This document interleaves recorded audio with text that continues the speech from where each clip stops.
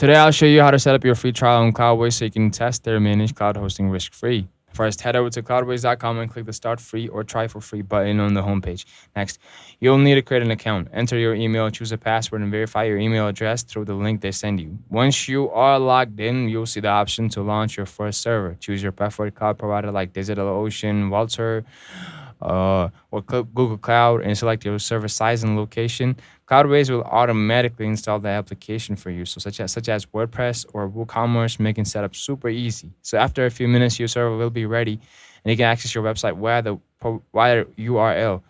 The free trial lasts for 3 days and gives you full access to Cloudways features, so you can explore performance, security, and the control panel.